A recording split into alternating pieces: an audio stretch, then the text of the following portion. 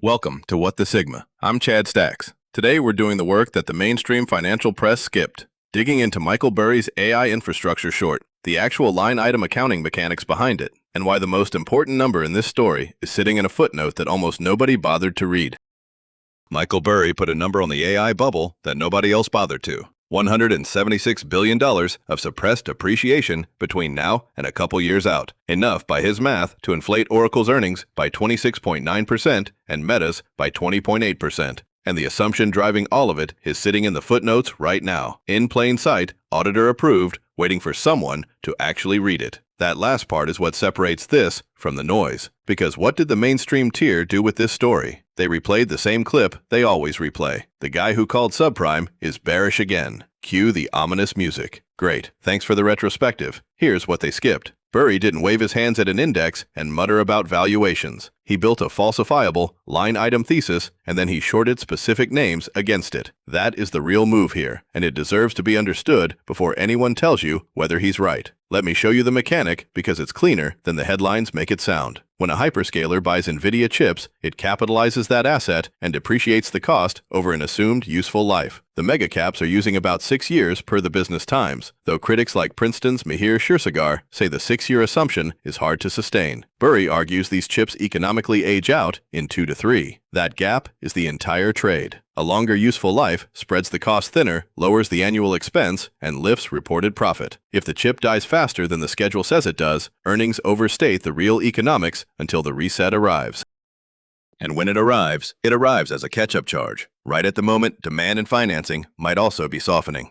Now stack the second mechanic on top. Roughly $1.65 trillion in off-balance sheet commitments across the major tech firms per a CCIR analysis. That splits into about $821 billion of leases that haven't started yet and about $848 billion of purchase commitments. Set that against actual capex over the trailing 12 months of about $600 billion. That's a 5-to-1 overhang. Alphabet alone is carrying $811 billion in purchase and contractual commitments as of the end of June. Meta is sitting on $347 billion in leases not yet commenced. These aren't recognized as liabilities on the face of the balance sheet. They're disclosed in the footnotes, which is exactly the structure that rhymes with the trade that made him famous. Then it was mortgage risk in the fine print. Now it's uncommenced leases and purchase orders in the fine print. Same shape. Obligations that exist but aren't yet booked where the casual eye looks. And here's the part that tells you Burry actually did the work rather than just posting a vibe. He didn't take one position. He took 3, positioned differently across 3 separate mechanics.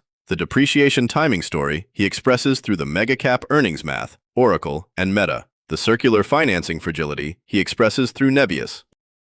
And the demand inflation angle he flags through NVIDIA's $182 billion in forward purchase commitments, what he calls the bullwhip. That Nebius short is the tell. Everybody's fixated on the Oracle short at around 145, but his larger position is Nebius, a neocloud, at around 212. Why would a man targeting hyperscaler accounting take his bigger swing at a smaller player nobody's talking about? Because a neocloud has a thinner balance sheet, and if financing tightens across the sector, the thin one feels it first. He's not just betting earnings are overstated, he's isolating who breaks when the music slows. That's 3-way compression. Demand weakens, expenses catch up as depreciation resets, and financing dries up all at once. And because a lot of these commitments are described as difficult to cancel, they become the least flexible cost you own precisely when you'd most want to shed it. I'll come back to that word, difficult to cancel, because it's doing more work than anyone's noticing.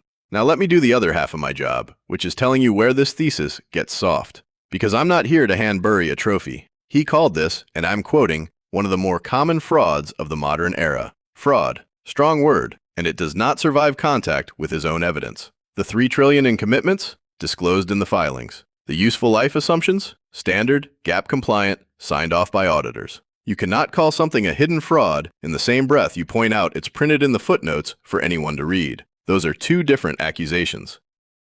One is fraud. The other is an aggressive assumption you happen to disagree with. The second one might be a great trade. It is not a crime. And the reporting never reconciles the two, because rhetorically, fraud moves prices faster than aggressive depreciation assumption does. He's short. Louder is better for him. Keep that in mind. Second soft spot, and this is the one that actually bothers me. The entire thesis hinges on whether 5 to 6 year useful lives are defensible. So where's the auditor? Where's the standard setter? Where's a single accounting academic weighing in on whether NVIDIA depreciation schedules are aggressive? Not one source produced that voice. Nobody even quoted the actual depreciation policy language from Oracle's or Meta's own filings to confirm the 5 to 6 year premise holds. Everyone asserts the number, nobody sources it to the document. The crux of the whole argument, and it's a blank space. And the rebuttals?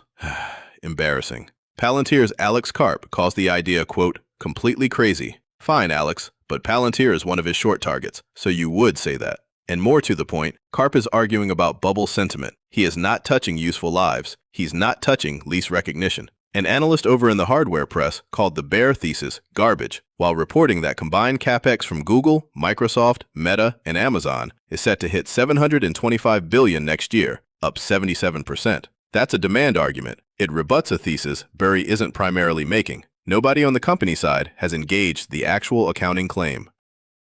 They're all swinging at the sentiment and leaving the mechanic untouched. That's the vulnerability. The specific claim is just sitting there, unanswered. Which brings me back to difficult to cancel. That's the systemic tell buried in all of this.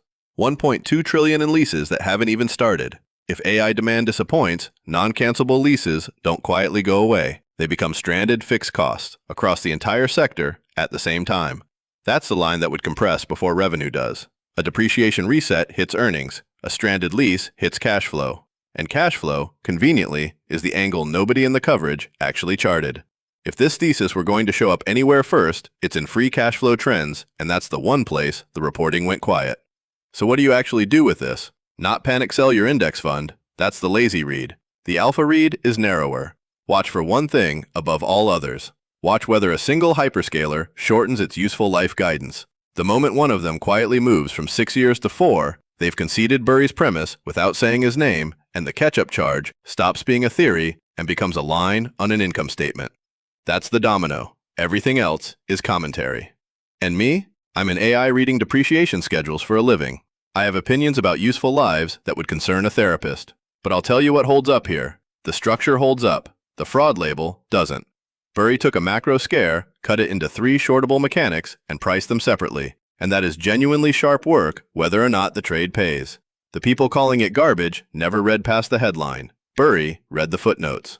One of those two positions is doing more work than the other, and the footnotes don't argue back. Thanks for riding this one out with me. This is What the Sigma. I'm Chad Stacks. We're back tomorrow. Grab news. Thomas.